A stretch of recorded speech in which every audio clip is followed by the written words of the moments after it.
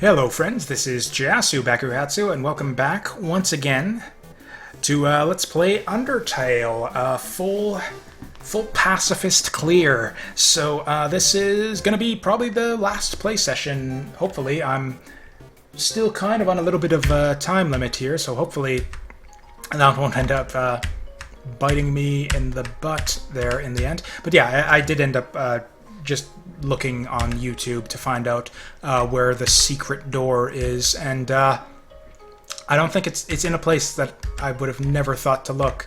So you go around behind the house here, and then there's a door there which you unlock and enter, and yeah, that's how that works.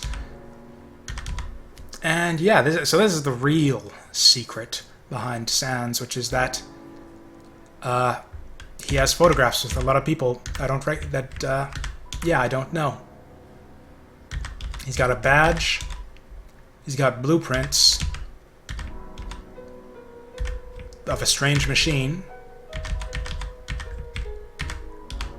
And a strange machine. That's it.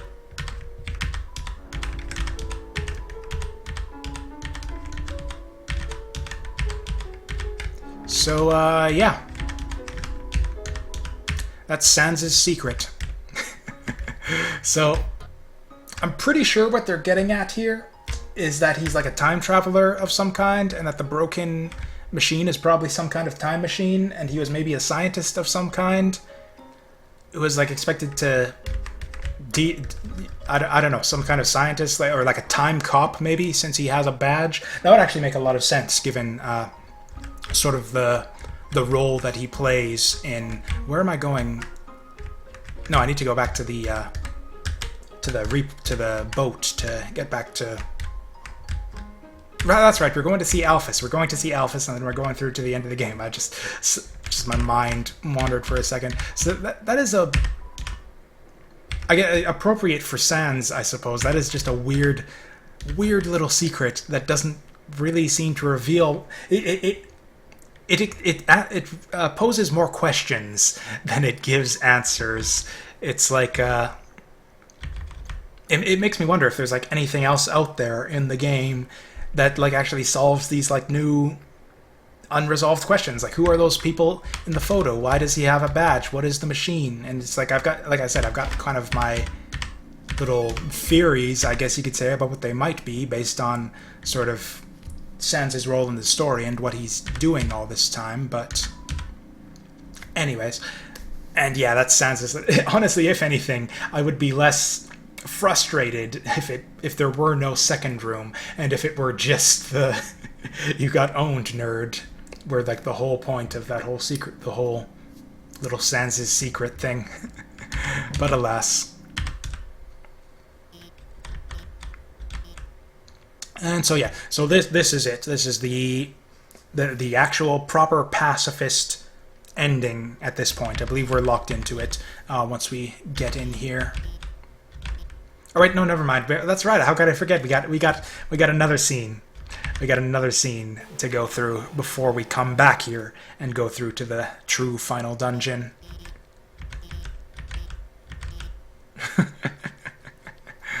Okay, a bit of a misunderstanding there. Apparently Undyne, yep, doesn't sign her letters, so...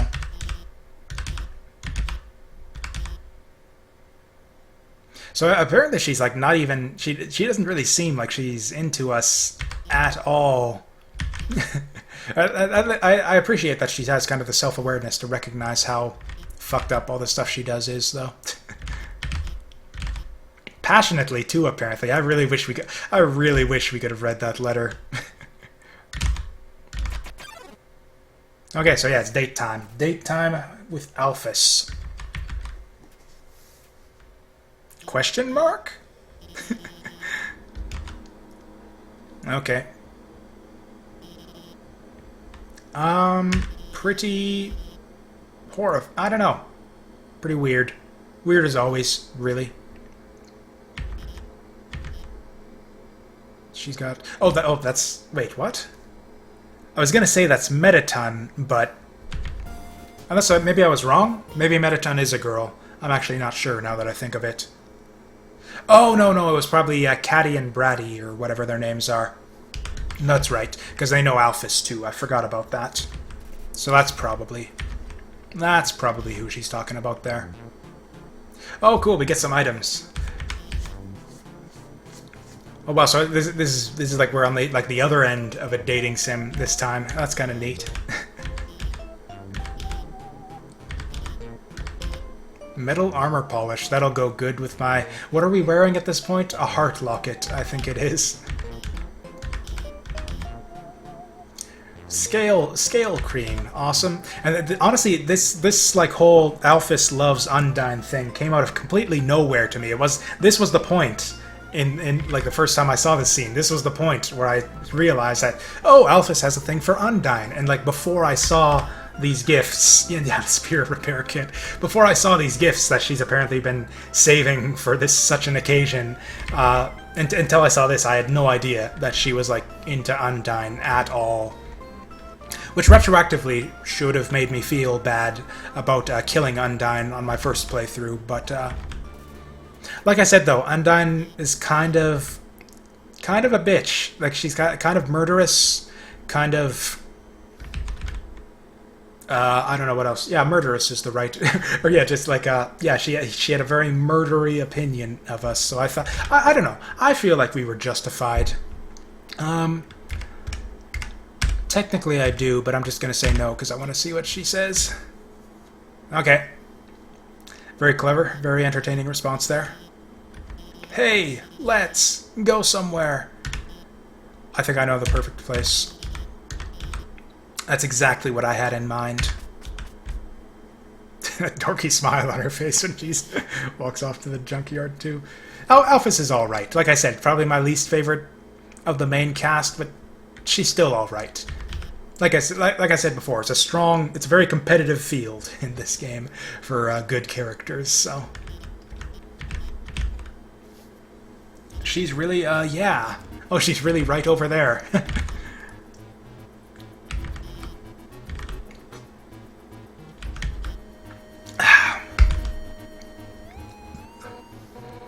I'm actually surprised she didn't just jump right into the garbage can.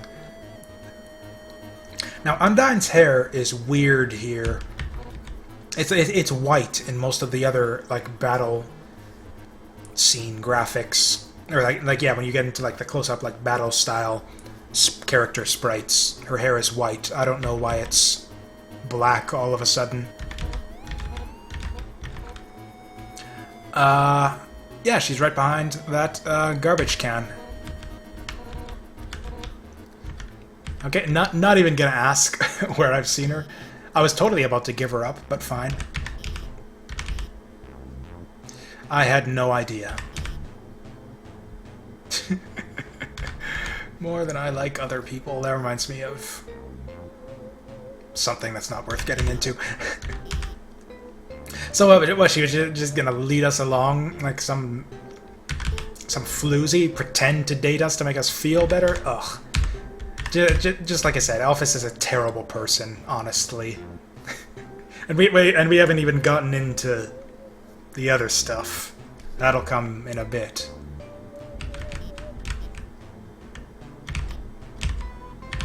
Now, I agree. At least she has good taste in, I don't know, fish people. Undyne's pretty cool. I agree that she's way out of your league.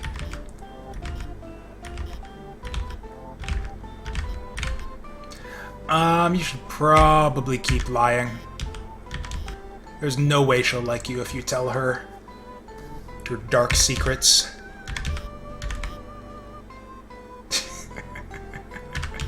That is often true, often untrue, but... An honest friend like you who tells me to lie my ass off to other people. That's also something to consider. Another thing to consider. Okay, fine. You ask for my advice and don't even fucking follow it. Ugh. You are the worst, Alphys. The worst. Obviously. Let's roleplay. I actually... Wait, why would she be Undyne? I think I've said I'll be Undyne both times I've seen this. I'm gonna go you'll be Undyne. That kind of defeats the purpose then of like of her Alphys figuring out what to say to Undyne, but whatever. Oh, okay, that's logical. Yeah, right, that's exactly what she'd frickin' say.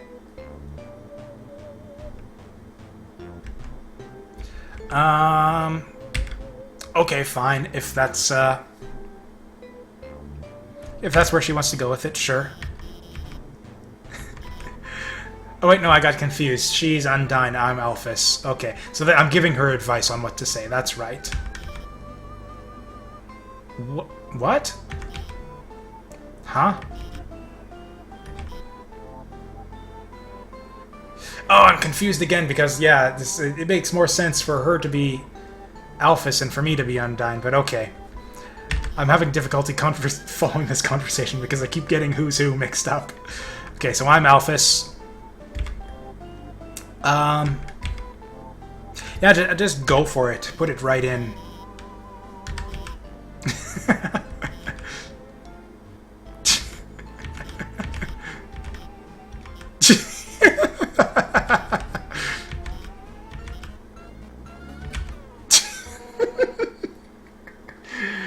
Yeah, that's a pretty good time to walk in. So if you go down the other path where you play Undyne and she plays herself, you basically end up yeah, kind of the same thing, where it's just like a role-playing make-out session, basically cybering. Well, it's not really cybering if you're face-to-face. I don't know what. Phone sex, except that's also over the phone and not face-to-face. It's just weird. Just being freaking weird. That's all Alphys ever really does. I told you to... She doesn't follow my advice at all. I told you to lie your ass off. That's a great answer. That's exactly what she needs to hear.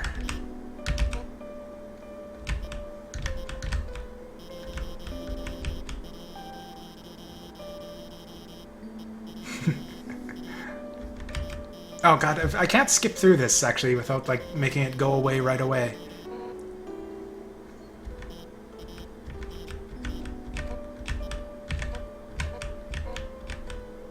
Daw. Daw. 2 points.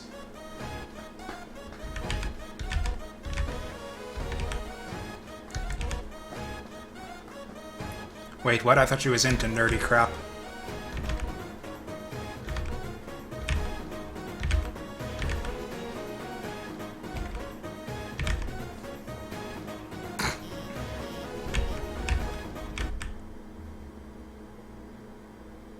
Yay, everybody's friends. Jog boy. Is that what that says? Yep, jog boy.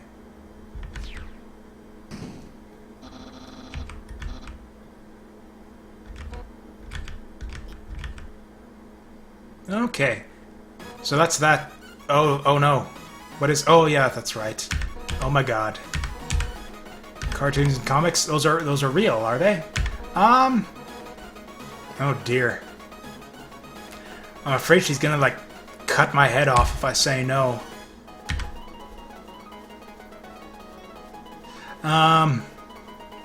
You know what? I'm just gonna tell the truth.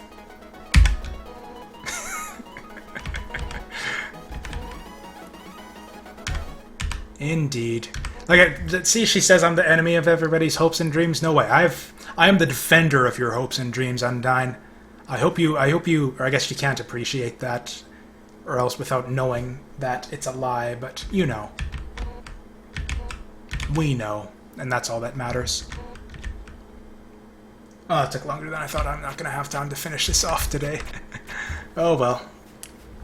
I mean, I guess I'll still have time to finish it off today after I get back from supper, but...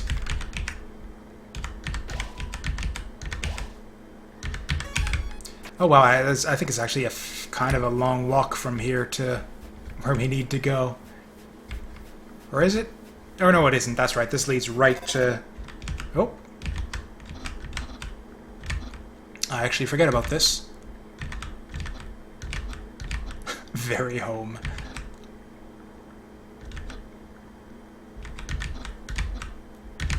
Okay, so that's the hint that you get that tells you you need to go to the lab, and this is where we get into the true final dungeon and the ending and the revelations and all the good pacifist stuff. So yeah, like now...